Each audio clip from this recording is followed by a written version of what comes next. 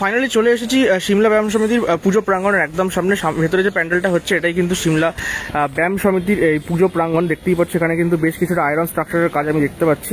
চলো ভেতরে কিন্তু প্রবেশ করা যাক। আর এই বছরের এনাদের পুজোটা কিন্তু 100 বছরে পদার্পণ করছে, মানে শতবর্ষের সিমলা ব্যায়াম সমিতি। সিমলা ব্যায়াম সমিতির দুর্গাপুজো প্রত্যেক বছর কিন্তু সাবেকি পুজোতে এনারা বিশ্বাসী এবং অবশ্যই প্রতিমা কিন্তু করেন পদ্মশ্রী প্রাপ্ত শ্রী সনাতন রুদ্রপাল মহাশয়। এই বছরের কিন্তু প্রতিমা তিনিই করছেন।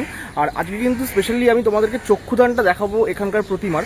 আর নিজে আসবেন সনাতন জেঠু এবং তিনি কিন্তু চক্ষুদান করবেন, সেটা তোমাদেরকে একটু করে দেখাবো। তবে হ্যাঁ, তার আগে একটু মণ্ডপটা তোমাদের ঘুরিয়ে দেখাই কেমন কি সেজে উঠেছে।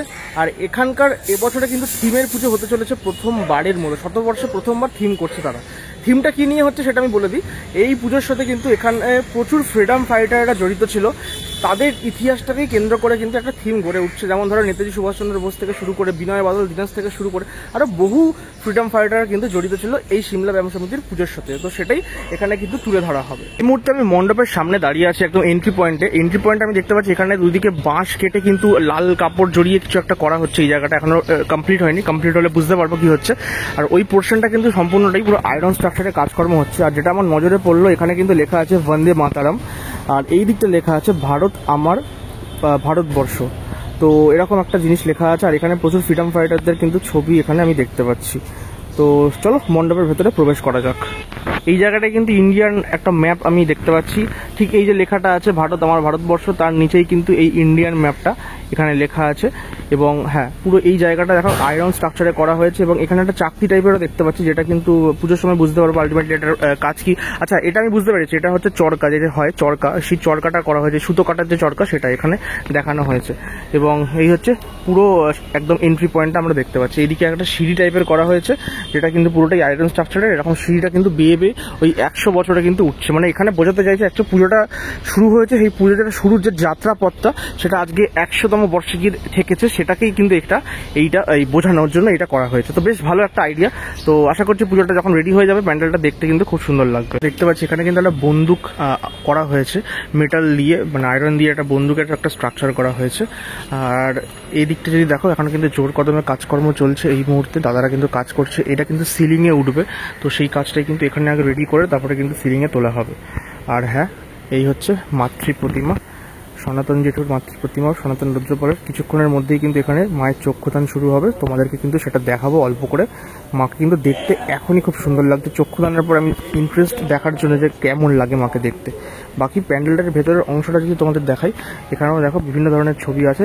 এখানকার এই পুজোর সাথে জড়িত সমস্ত ইতিহাসকে কেন্দ্র করেই কিন্তু এই পুরো প্যান্ডেলটা গড়ে উঠছে। এবং এখানে দেখতেই পাচ্ছ সমস্ত ফ্রিডম ফাইটারদের কিন্তু ছবি আছে। দেখো বিনয় বাদল দীনেশ থেকে শুরু করে সকলের ছবি কিন্তু এখানে আমরা দেখতে পাচ্ছি। তো এইভাবে কিন্তু পুরো মণ্ডপটা কিন্তু সেজে উঠছে। ওইদিকে দেখো এই ওয়ালটাতে বেশ সুন্দর একটা কিন্তু আঁকা হয়েছে, এখানটা খুব সুন্দর লাগছে এটা দেখতে। রেডি হয়ে গেলে পুরো প্যান্ডেলটা লাইটিংয়ের সাথে দেখতে কিন্তু বেশ ভালো লাগবে। এই জাস্ট 10:30 মতো বাজে, এখন সনাতন রুদ্রপাল মহাশয় উঠেছেন ওপরে। মায়ের চক্ষুদান কিন্তু শুরু হয়ে গেছে এই মুহূর্তে। আর এই হচ্ছে চক্ষুদান পর্ব কিন্তু জাস্ট শুরু হলো। যদি ভালো করে নোটিস করো, মায়ের যেই চোখের যে সাদা জায়গাটা, তার উপরে কিন্তু কালো বর্ডারটা তিনি এখন এই মুহূর্তে আঁকছেন। তারপরে কিন্তু চোখের মণি করবেন।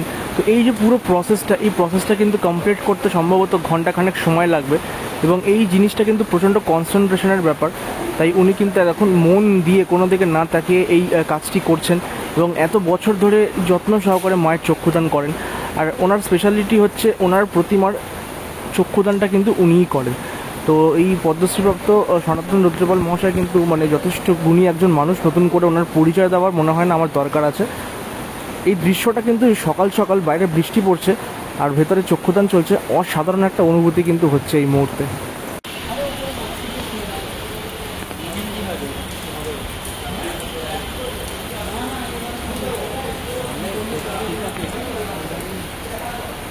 ঠাকুরের চক্ষুদান চলাকালীন এখানে আরও যে প্রতিমাগুলো আছে সেগুলোর কিন্তু টুকটাক কাজকর্ম চলছে। এখানে দেখো গণেশের একটু কাজকর্ম চলছে, পালিশ করছেন এখানে বাবা।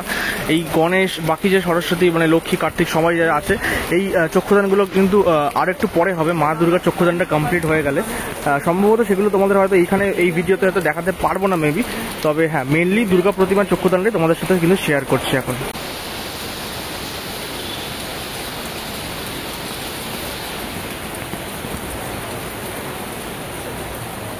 এতক্ষণ কিন্তু মায়ের ওই চোখের যে বর্ডারটা আছে সেটা কিন্তু করলেন উনি।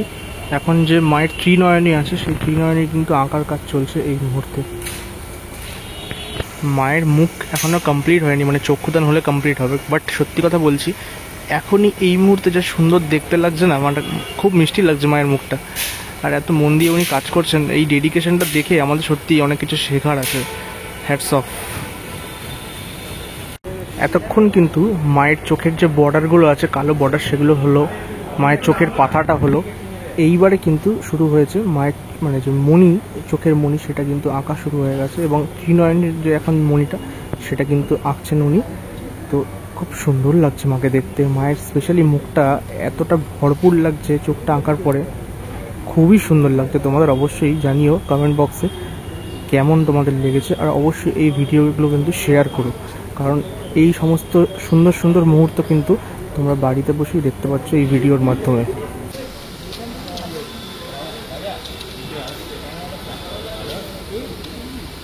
চক্ষুদান কিন্তু প্রায় সম্পূর্ণ হতে চলেছে, কারণ চোখের মধ্যে যে মণিটা হয় সেই ব্ল্যাক কালারটা কিন্তু এই মুহূর্তে উনি করছেন। তো প্রায় কিন্তু শেষের দিকে বলতেই পারো এই চক্ষুদান পর্বটা। এই সমস্ত এক্সপিরিয়েন্সটা এত সুন্দর আমি আজকে করলাম, খুব ভালো লাগলো আমার স্পেশালি এই ভিডিওটা বানিয়ে। তোমাদের কেমন লাগলো ডেফিনেটলি জানিও। আর প্রচুর মানুষ কিন্তু এসছে এখানে, ফটো তুলছেন, ভিডিও করছে। খুব সুন্দর লাগছে মায়ের মুখটা, অসাধারণ লাগছে। এই যে মুহূর্তটা আমরা আজকে উপভোগ করলাম, আমি নিজে সামনে দাঁড়িয়ে দেখলাম, আমার কিন্তু বেশ অসাধারণ লাগলো। এর আগে আমি বেশ কিছু চক্ষুদান কভার করেছি অন্যান্য পুজো কমিটির, তবে হ্যাঁ, সনাতন রুদ্রপাল মহাশয়ের সামনে এইভাবে চক্ষুদান করছে দেখতে একটা অন্যরকম কিন্তু ফিল হচ্ছিল। তো এটা প্রথমবার আমার জন্য সনাতন যেটু চক্ষুদান করছে সেটা দেখলাম, হেভি লাগলো দেখতে। আর হ্যাঁ, ঠাকুরটা যখন একদম রেডি হয়ে যাবে, মানে পুজোর সময় সোনা গয়না পরে যখন একদম রেডি হয়ে যাবে, তখন কিন্তু দেখতে বেশ ভালো লাগবে। আর আমি এটুকু জানতে পারলাম এখানকার ক্লাব কমিটির মেম্বারদের থেকে, এবছর নাকি অনেক বছর পরে আবার একটা রিচুয়ালস ফিরে আসছে, সেটা হচ্ছে নবমীর দিন এখানে কুমারী পুজো এবছর হবে। তো এটাও তোমাদেরকে জানিয়ে দিলাম। আর অবশ্যই দুর্গাপুজোর সময় তোমরা এখানে এসো, ভালো লাগবে। পাশে দেখতে পাচ্ছ অলরেডি মেলাও বসে গেছে। তো সব মিলিয়ে দারুণ একটা ব্যাপার। তো আজকের এই ভিডিওটা কেমন লাগলো ডেফিনেটলি কমেন্ট বক্সে জানিও। লাইক, কমেন্ট, শেয়ার, সাবস্ক্রাইব সব কিছু করে দিও। দেখা হচ্ছে খুব তাড়াতাড়ি পরবর্তী ভিডিওতে অন্য কোনো দুর্গাপুজো প্রাঙ্গণে।